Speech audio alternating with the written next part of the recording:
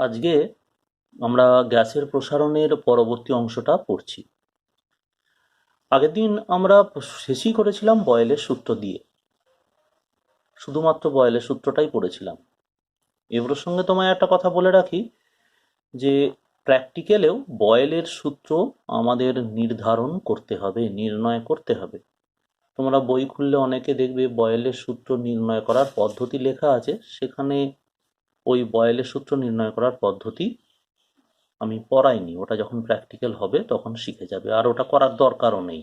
বয়েলের সূত্র প্র্যাকটিক্যালে কিভাবে করবে, অর্থাৎ ল্যাবরেটরিতে কিভাবে করবে, ওটা দরকার নেই। এবার চলে আসি চার্লসের সূত্র। এও এক পরিচিত সূত্র। চার্লসের সূত্রতে কি বলা হয়েছে না, স্থির চাপে নির্দিষ্ট ভর কোনো গ্যাসের উষ্ণতা 0 ডিগ্রি সেলসিয়াস থেকে 1 ডিগ্রি সেলসিয়াস বৃদ্ধি অথবা হ্রাস করলে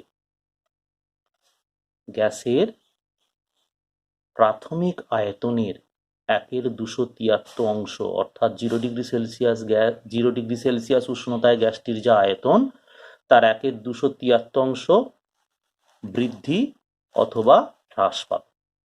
এটা তুমি আগে পড়েছ।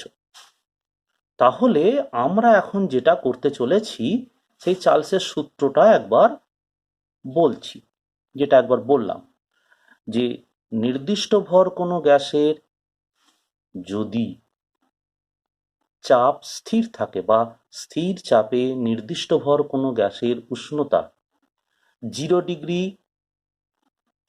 সেলসিয়াস থেকে যদি আমরা 1 ডিগ্রি সেলসিয়াস বৃদ্ধি করি অথবা 1 ডিগ্রি সেলসিয়াস হ্রাস করি, তাহলে 0 ডিগ্রি সেন্টিগ্রেড উষ্ণতায় গ্যাসটির যে আয়তন, তার 1/273 অংশ বৃদ্ধি অথবা হ্রাস পাবে।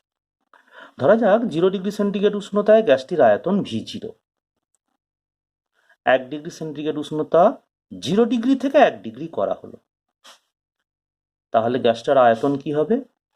আয়তন ছিল V0, তাহলে V0 থেকে বৃদ্ধি পেয়ে হবে V0/273। যদি গ্যাসের উষ্ণতা 0 ডিগ্রি থেকে 2 ডিগ্রি করা হতো, তাহলে হতো V0 × 2/273 × V0। কথাটা মাথায় রেখো যে উষ্ণতা 0 ডিগ্রি থেকে 1 ডিগ্রি, 0 ডিগ্রি থেকে 2 ডিগ্রি এভাবে কিন্তু পড়তে হয়। তুমি জানো, এটা ভেবো না 1 থেকে 2 ডিগ্রি করা হলো, এভাবে কিন্তু পড়ে না। সবসময় প্রাথমিক আয়তনটা 0 ডিগ্রি সেন্টিগ্রেড উষ্ণতায় নিতে হয়। এই একইভাবে যদি আমরা T ডিগ্রি করি, তাহলে আয়তনটা দাঁড়ায় এটা। তাহলে অন্তিম আয়তনটাকে তো আমরা এভাবে লিখতেই পারি, T ডিগ্রি সেলসিয়াস উষ্ণতার আয়তনটাকে VT = V0 + T/273 V0। এখন এখান থেকে V0 কমন নিলে আমরা কি পাচ্ছি দেখো, VT = V0 1 + T/273। এখন দেখো, আমি এখানে উষ্ণতা বৃদ্ধির কথা বলেছি। তোমার তো মনে হতেই পারে যে স্যার একই রকম ভাবে যদি উষ্ণতা হ্রাস করি তাহলে বিষয়টা এটা আসবে। আমি এখানে V-T লিখেছি, উষ্ণতা হ্রাসটাকে বোঝানোর জন্য মাইনাস।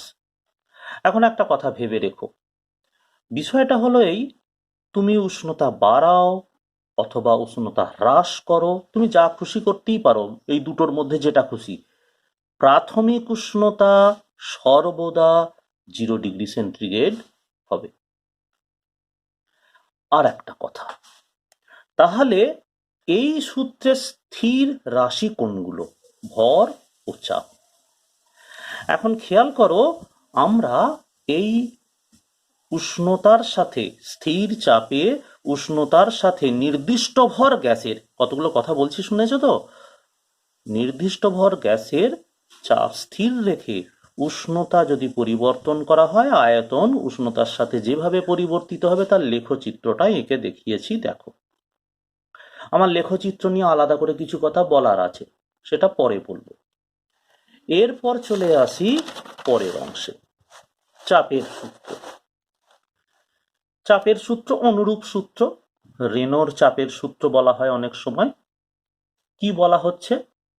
ওই একই কথা, নির্দিষ্ট ভর কোনো গ্যাসের আয়তন স্থির রেখে উষ্ণতা 0°C থেকে 1°C বৃদ্ধি অথবা হ্রাস করলে ওই গ্যাসটির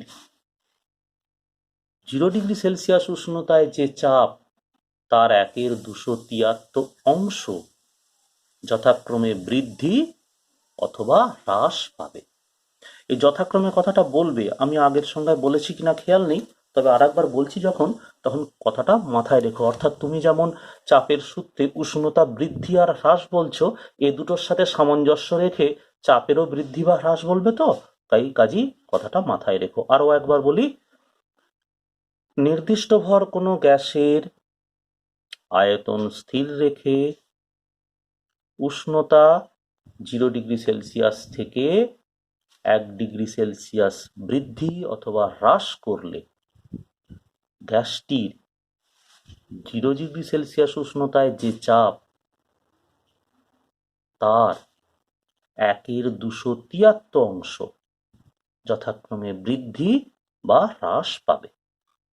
অনেকে আবার যথাক্রমে কথাটা দেয় না, আমি দিলাম, বললাম এই সামঞ্জস্যটা রাখার জন্য। ধরে নাও 0°C উষ্ণতায় গ্যাসটার চাপ P0, 1°C উষ্ণতা 0 থেকে 1°C করলে আয়তন স্থির রেখে নির্দিষ্ট ভর গ্যাসের উষ্ণতা 0° থেকে 1° করলে চাপটা হয় P0 প্লাস P0/273।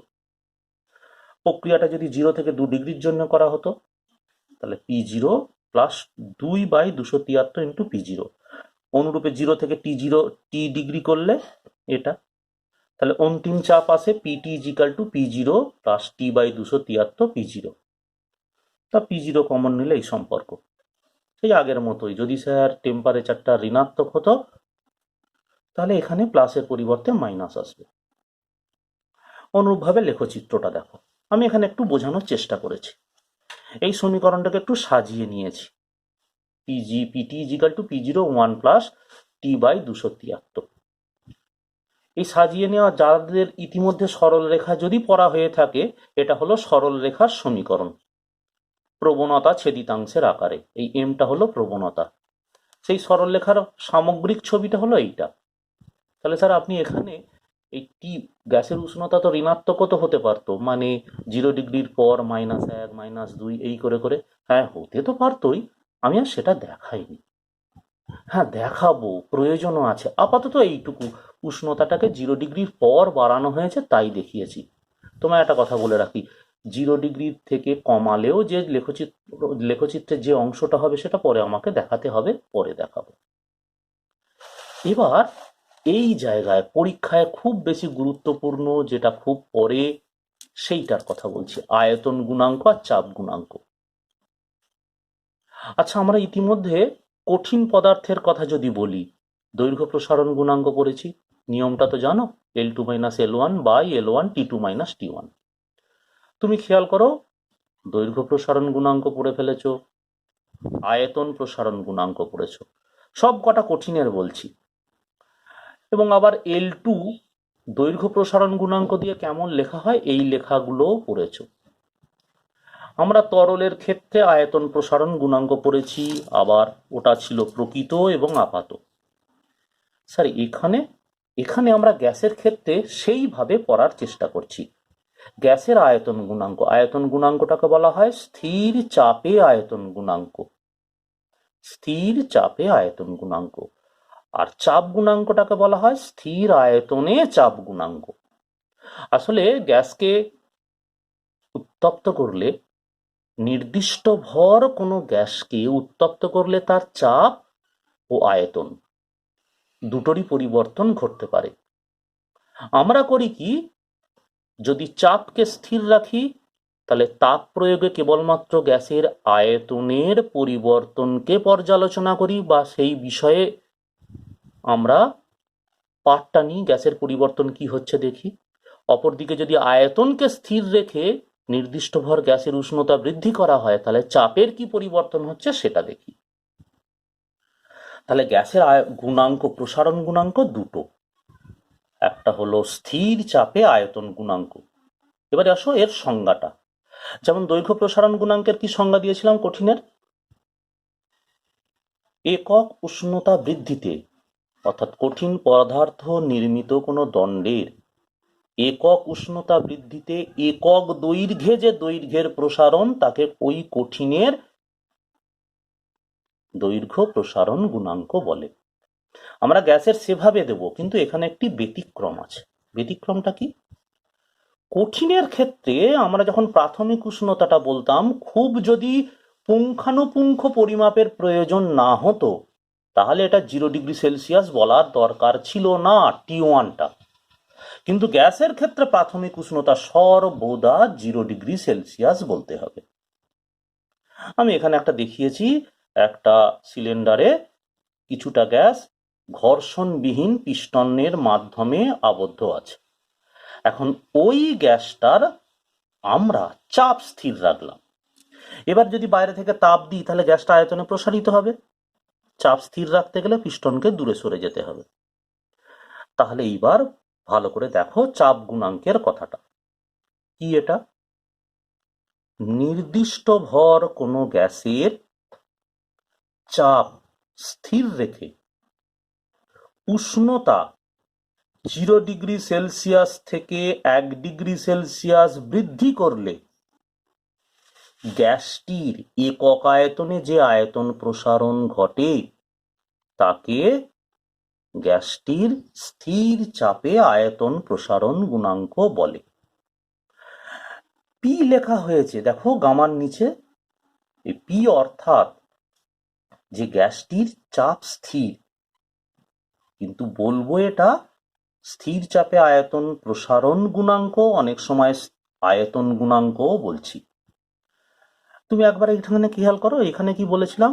একক উষ্ণতা বৃদ্ধিতে কঠিন নির্মিত কোনো দণ্ডের একক দৈর্ঘ্যে যে দৈর্ঘ্য প্রসারণ। আর এখানে কি বললাম, কথাটা একটু ভালো করে তুলনা করে পড়বে তাহলে মনে থাকে ভালো। নির্দিষ্ট ভর গ্যাসের চাপ স্থির রেখে উষ্ণতা 0°C থেকে 1°C বৃদ্ধি করলে ওই গ্যাসের একক আয়তনে যে আয়তন প্রসারণ তাকে গ্যাসটির স্থির চাপে আয়তন প্রসারণ গুণাঙ্ক বলে।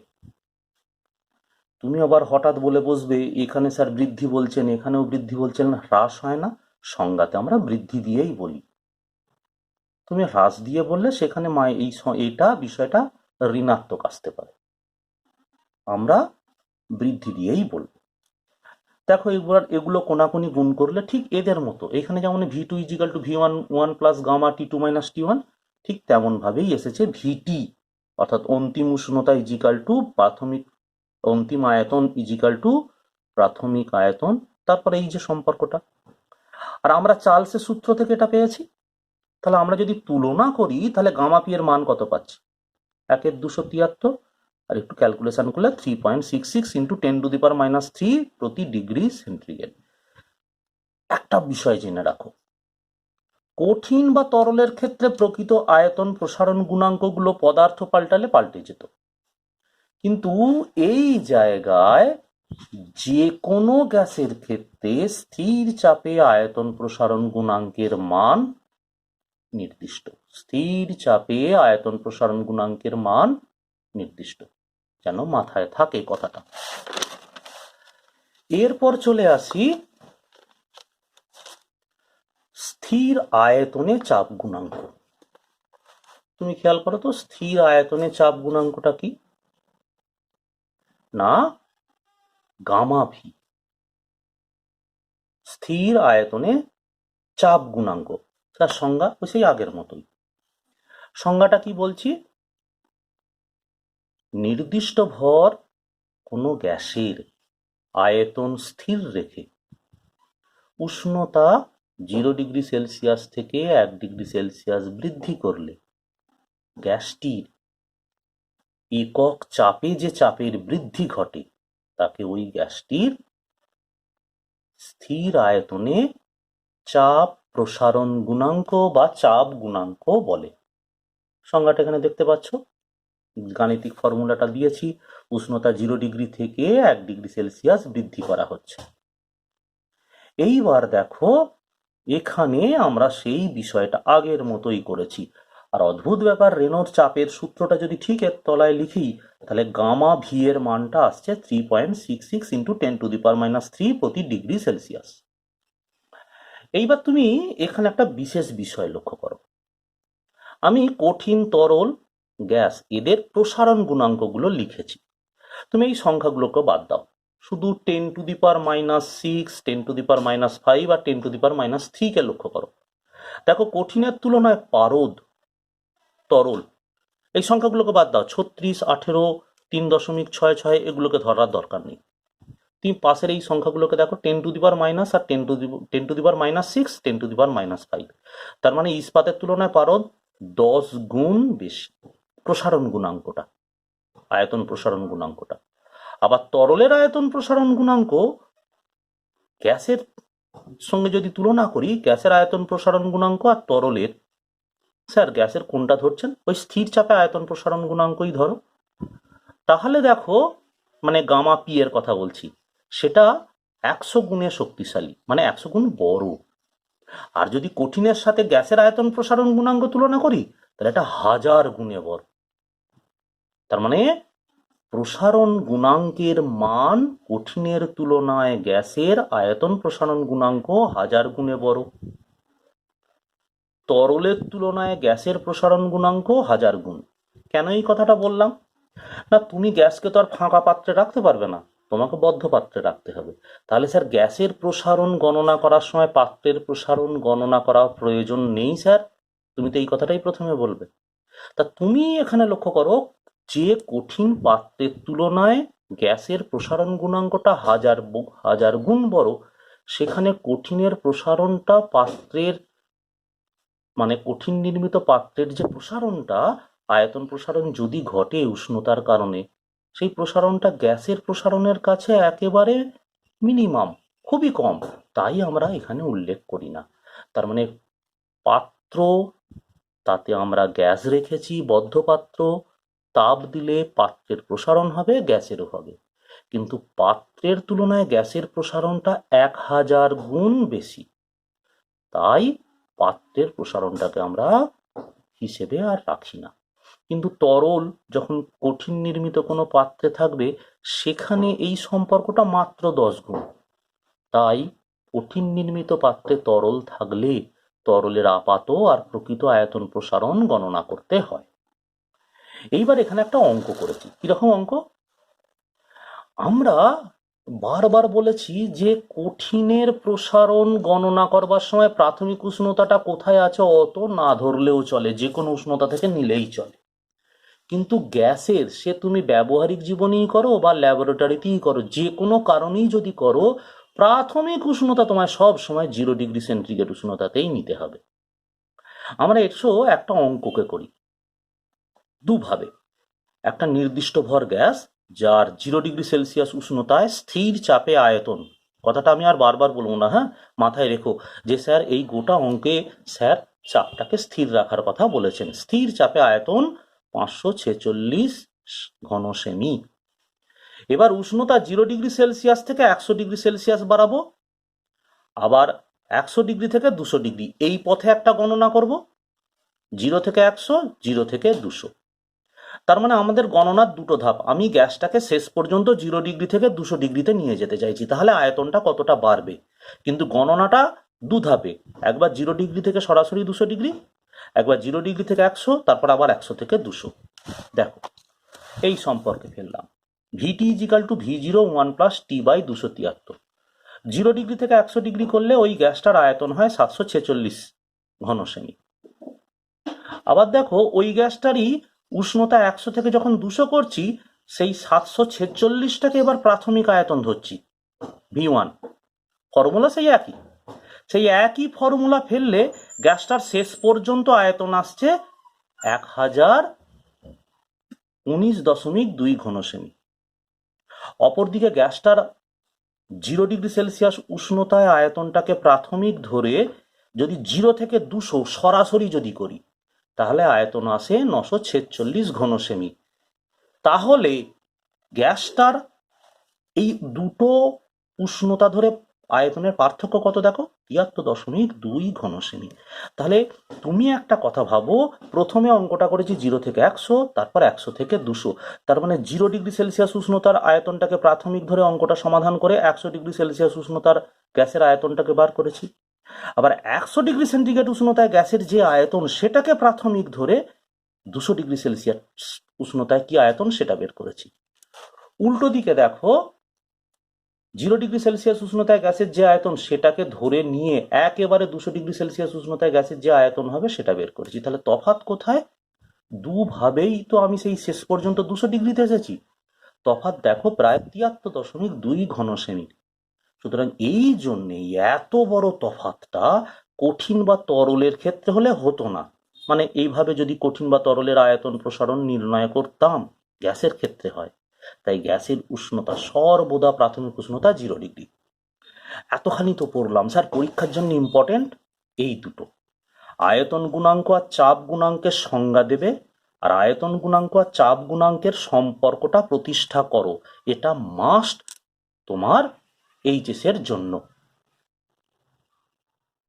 এরপর আমরা যেটা বলতে চাইছিলাম যে gamma P R gamma V এর সম্পর্ক।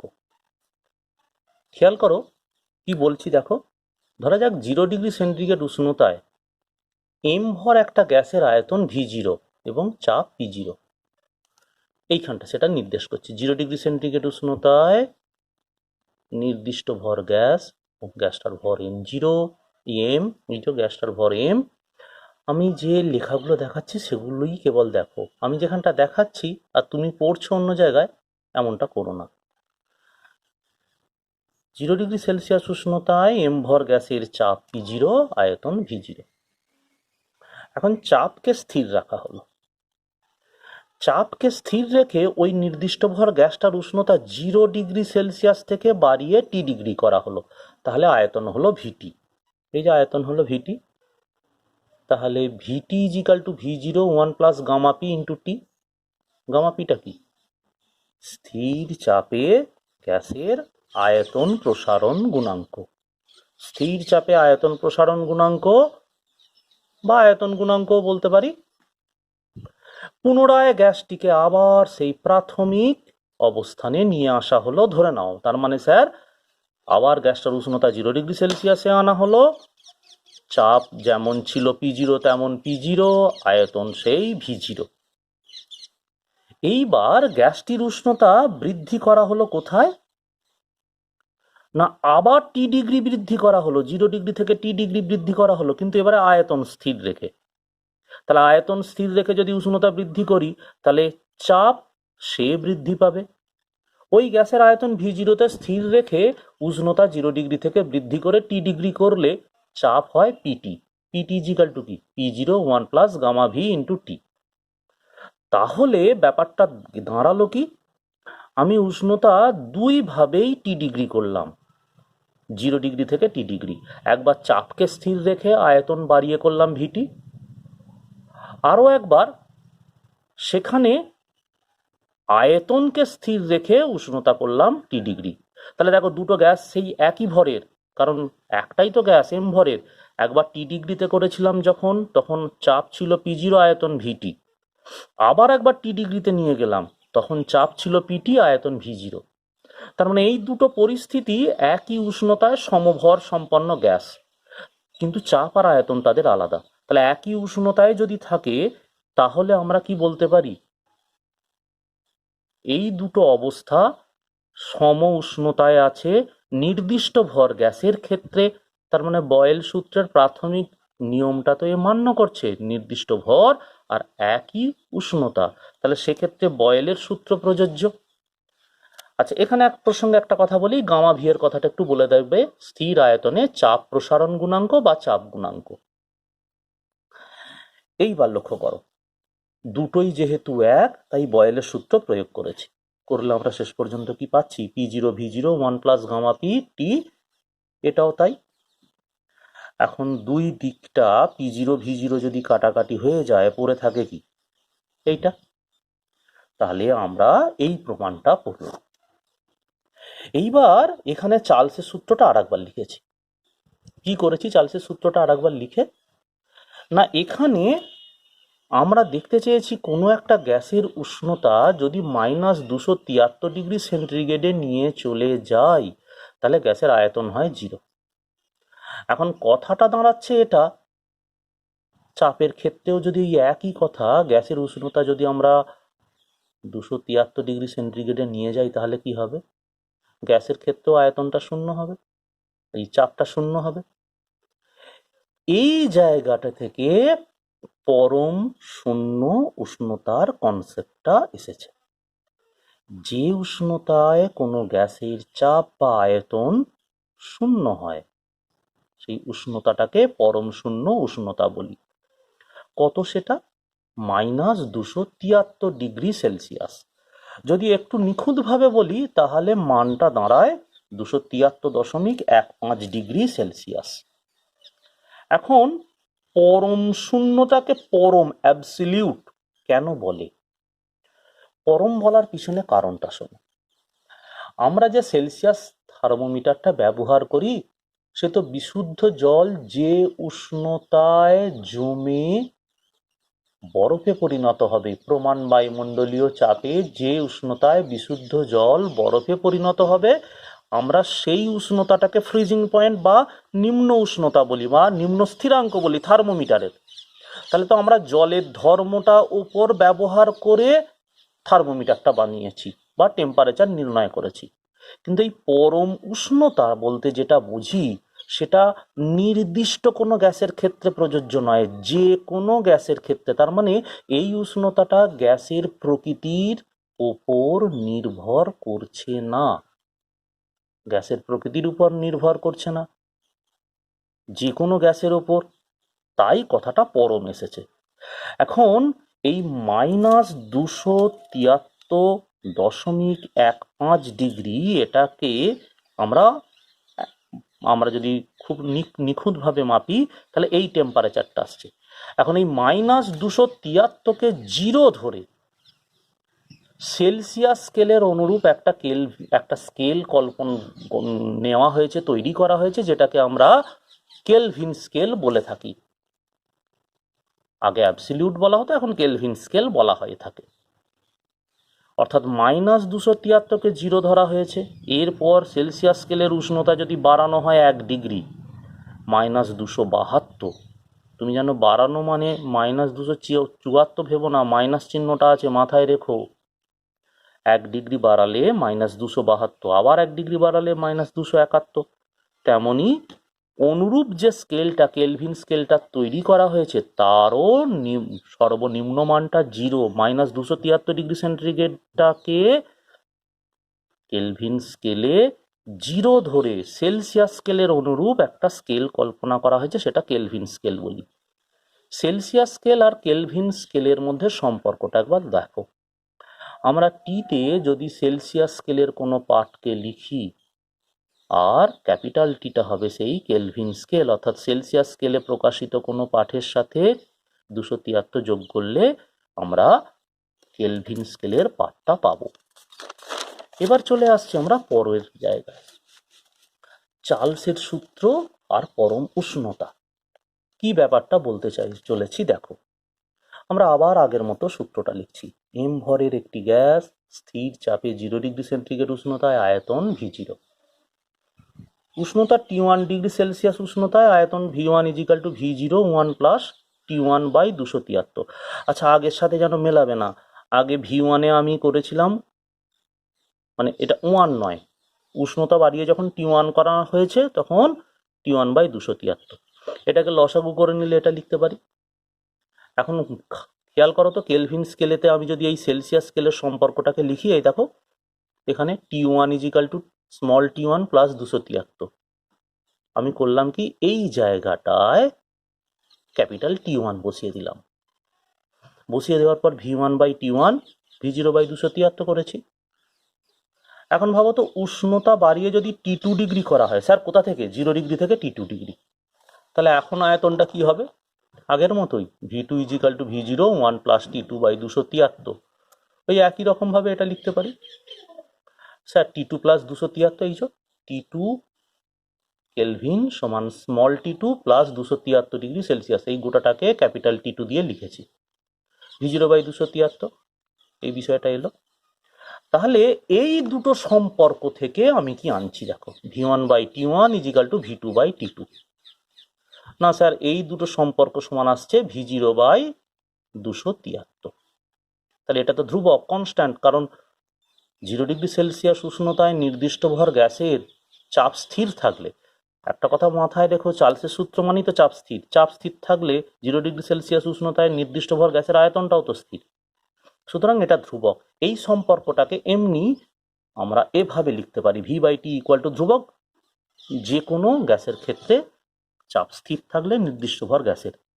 তার মানে V ভ্যারিজেস T, চার্লসের সূত্রটাকে যদি পরম শূন্য উষ্ণতার স্কেলে লিখি তাহলে V ভ্যারিজেস T, অর্থাৎ গ্যাসের নির্দিষ্ট ভর গ্যাসের চাপ স্থির থাকলে আয়তন পরম উষ্ণতার সমানুপাতে পরিবর্তিত হয়। পরম শূন্য উষ্ণতার স্কেল বা পরম উষ্ণতার স্কেল দিয়ে আমরা যদি সূত্রটাকে প্রকাশ করি।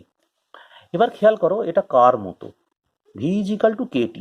কার মতো? না, সরল রেখার সমীকরণ বললে Y = mx, মূল বিন্দুগামী সরল রেখার সমীকরণ। দেখো তাই হয়েছে, কারণ আমরা তো জানি T কেলভিন, তার সর্বনিম্ন উষ্ণতা কত? 0 কেলভিন। তো 0 কেলভিনের মানেই তো -273 ডিগ্রি সেন্টিগ্রেড, এর থেকে তো নিম্ন উষ্ণতা হয় না। কাজেই গ্যাস তার পরিবর্তনটা, আয়তনের পরিবর্তনটা দেখানো হয়েছে। স্যার ডট ডট কেন দেওয়া হয়েছে? আচ্ছা, গ্যাসের উষ্ণতা যদি কমাতে থাকি একটা সময় তো সে তরল থেকে কঠিনে পরিণত হয়, অর্থাৎ তার আয়তন শূন্যে পৌঁছানোর আগেই সে অবস্থার পরিবর্তন ঘটিয়ে দিয়ে তরল থেকে কঠিনে পরিণত হয়। তাই এই জায়গাটা ডট ডট, তার মানে গ্যাস এই জায়গায় গ্যাসীয় অবস্থায় থাকে না।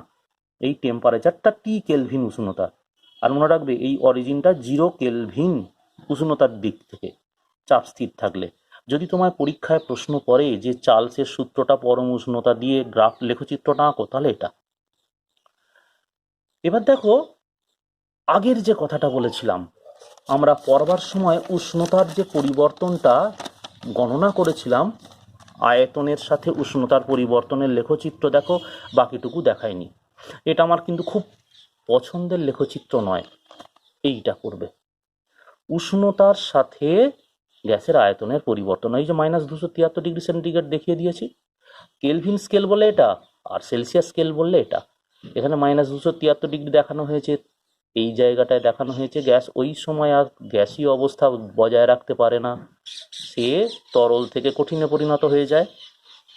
আর লেখচিত্রটা সম্পর্কে বলার জন্য এটাই, যে এটাকে একটু সাজিয়ে নিয়ে লিখেছি। দেখো, V0/273 সাথে তুলনা করলে কাকে বলতে পারি? এই সরলরেখার এমটাকে বলা হয় প্রবণতা। যদি সরলরেখা পড়া তুমি শিখে যাও তাহলে এটা বুঝতে পারবে। এরপরে এসো পরম উষ্ণতা ও চাপের সূত্র। পরম উষ্ণতা ও চাপের সূত্র কি? সেই একই কথা, মানে চাপের সূত্রতে পরম উষ্ণতাটা কিভাবে আমরা ব্যবহার করেছি। 0 ডিগ্রি সেন্টিগ্রেড উষ্ণতায় m ভরের একটা গ্যাস, যার চাপ P0, আয়তন V0। তা করেছি কি, আয়তনটাকে স্থির রেখেছি, উষ্ণতা 0 ডিগ্রি থেকে বাড়িয়েছি T1 ডিগ্রি। একই রকম ভাবে এসেছে P1 = P0 1 + T1/273। এইবার দেখো, এটাকে লসাগু করেছি, আর ক্যাপিটাল T1 কেলভিন সমান T1 degree Celsius plus 273 degree Celsius, এখানে সেই মানটা বসিয়ে দিয়েছি। তার মানে P1/T1 = P0/273। অনুরূপে গ্যাসের উষ্ণতা আবার আমরা যদি 0 ডিগ্রি থেকে T2 ডিগ্রি করি, তাহলে দেখো চাপটা P2 হয়েছে। P2 = P0 1 + T2/273, P2 = P0 273 plus T2। এই একই রকম ক্যালকুলেশন করে আমরা 273 প্লাস T2 স্মল T2, এটাকে T2 kelvin, capital T2 kelvin = 273 degree plus T2 degree Celsius, এই করে সম্পর্কটাকে এনেছি। সেই আগের মতোই P1/T1, এখানেও সেই P2/T2 এনেছি। এনে দেখো দুটোর ক্ষেত্রেই তো একই বিষয় আসছে, P0/273, P0/273। কাজে এটা সমান করে আগের মতোই P/T = ধ্রুবক, P varies as T, P = KT। এবার সম্পর্কটা দেখো, P = KT, এটা তো Y = mx, সেই অরিজিন অর্থাৎ মূল বিন্দুগামী সরলরেখার সমীকরণ। একই রকম লেখচিত্র এটার ক্ষেত্রেও তাই। লেখচিত্রটা নিয়ে আর আগের মতো কোনো কথা বলছি না। এই জায়গাটা খালি মাথায় রেখো, এই সম্পর্কটা আর এখানকার v1/t1 = v2/t2, এই সম্পর্ক দিয়ে অনেক অঙ্ক আছে, সেগুলো আমরা পরে দেখছি বা করব। এটা জানো যে আদর্শ গ্যাসের অবস্থার সমীকরণ, গুরুত্বের বিচারে এটারও গুরুত্ব কম নয়। অনেক সময় প্রতিষ্ঠা করা পরে আমাদের এখানে দরকার না হলেও তাপগতিবিদ্যা যখন পড়বো ক্লাস 12-এ তখনও দরকার।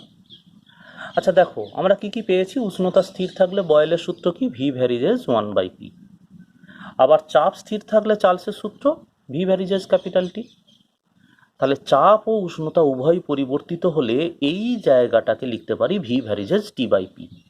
V = k × T/p।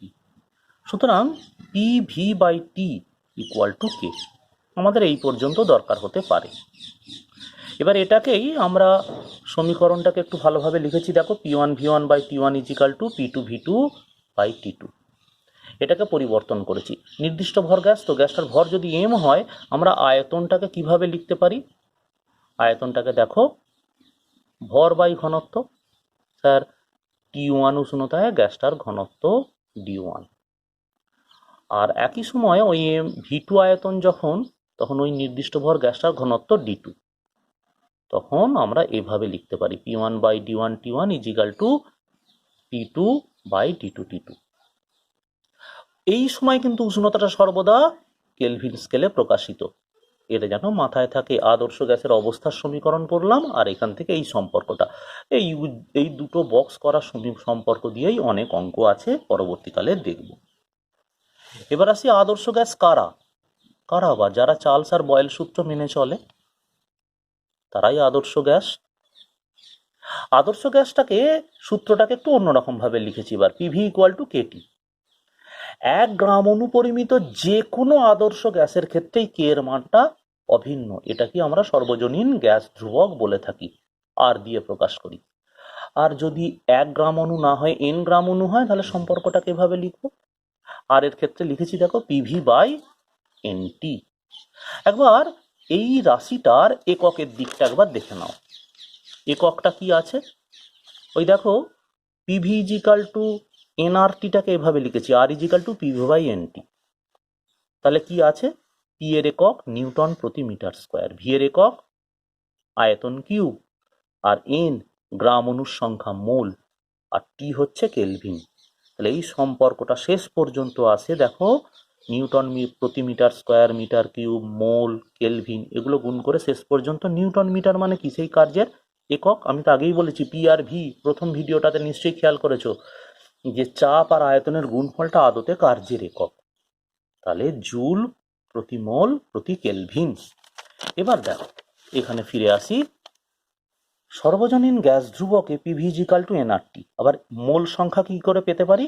গ্যাসের ভরকে তার আণবিক গুরুত্ব দিয়ে যদি ভাগ করি, N/M। ক্যাপিটাল এমটা হচ্ছে গ্যাসের আণবিক ভর, আর স্মল এমটা এমনি গ্যাসের ভর। শেষ পর্যন্ত সম্পর্কটা এইভাবে আসে। এইখানে লক্ষ্য করো, R/Mটাকে আমরা বলি আপেক্ষিক গ্যাস ধ্রুবক। এটাকে স্মল r দিয়ে প্রকাশ করে। পরীক্ষায় অনেক সময় সর্বজনীন গ্যাস ধ্রুবকের মানটা বের করতে দেয়।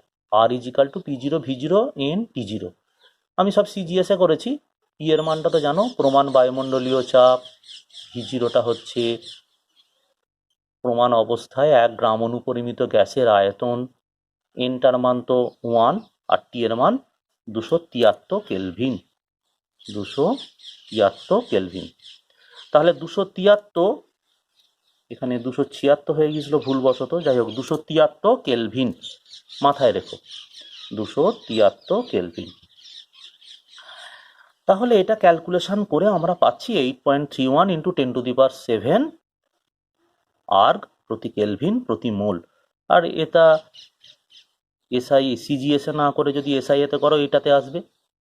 আবার যদি কার্যের এককে না দিয়ে তাপের এককে করো, তাহলে ক্যালোরিতে আসবে। একটা কথা বলে রাখি, তুমি এই মানগুলো মনে রেখো, আয়তনের মানগুলো, যে এই যে মানগুলো বলছি, আমি যেটা বলতে চাইছি আর কি, 1 মিনিট একটু বলছি। তোমাকে যদি পরীক্ষায় দেয় আর কি, তুমি করবার সময় এই মানগুলো সরাসরি বসিয়ে দেবে, আর ক্যালকুলেশন করতে হবে না, সরাসরি এই মানটা একটু মুখস্থ রাখতে হবে, মনে রাখতে হবে, যদি পরীক্ষায় পড়ে। আবার তুমি ক্যালকুলেটর বসিয়ে যদি ক্যালকুলেশন করতে যাও তাহলে সময় যাবে। এই একটা গেল। এরপর এই দিকের কথাটা তো বলেইছি আগে। এদিকে দেখো আপেক্ষিক গ্যাস ধ্রুবকের কথা। আর এর মানটা যে কোনো গ্যাসের ক্ষেত্রে নির্দিষ্ট। যদি হাইড্রোজেনের ক্ষেত্রে মানটা বসাই 2, তাহলে সেই মানটা কি রকম আসবে। আবার অক্সিজেনের ক্ষেত্রেও যদি এই মানটা বসাই, কার্বন ডাই অক্সাইডের ক্ষেত্রে যদি আণবিক গুরুত্বের এই মানটা বসাই, তাহলে যে যে বিষয়গুলো আসবে সেই বিষয়গুলো তোমায় দেখিয়েছি। স্যার কতটা ইম্পর্টেন্ট, খুব একটা নয়, বইতে টপিক হিসাবে আছে তাই দেখিয়ে রাখলাম। এবার এদিকে আসি গ্যাসের চাপ, উষ্ণতা ও ঘনত্বের সম্পর্ক। দেখো আমরা আদর্শ গ্যাসের সমীকরণ থেকে এইটা পেয়েছি, PV/T = N/R, PV/T = m/M এই করে শেষ পর্যন্ত আমরা দেখো এই যে m/v করেছি, এই যে ভিটাকে PV/Tm, এখানে কি করেছি, এই স্মল এনটাকে m/M, মানে এখানে M টা আণবিক ভর, m টা গ্যাসের ভর। এই এমটাকে এদিকে এনেছি, এনে তারপর এমটাকে ভি দিয়ে ভাগ করেছি। তার মানে তো ভরকে আয়তন দিয়ে ভাগ করলে ঘনত্ব, P/TD = ধ্রুবক। চাপ স্থির থাকলে TD সমান ধ্রুবক, চাপ স্থির থাকলে TD সমান ধ্রুবক। আদতে এটা সেই চার্লসের সূত্র থেকে এলো, T1D1 = T2D2, এগুলো অঙ্ক করতে গেলে কাজে লাগবে। আবার দেখো যদি উষ্ণতা স্থির থাকে T, তাহলে P/D = ধ্রুবক। স্যার এটা কোথা থেকে এলো, ওটা সেই এলো বয়েলের সূত্র থেকে। নির্দিষ্ট ভর গ্যাসের ক্ষেত্রে এই যে ঘনত্বের ব্যাপারটা আসছে, ঘনত্ব পরিবর্তন হবে আয়তনের পরিবর্তন হলে, তো এই সম্পর্কটা প্রমাণ হতে পারে। আর আয়তন স্থির থাকলে ঘনত্ব স্থির। কাজেই আমরা সেক্ষেত্রে P1/T1 = P2/T2 এই সম্পর্কটা থেকে ব্যবহার করব।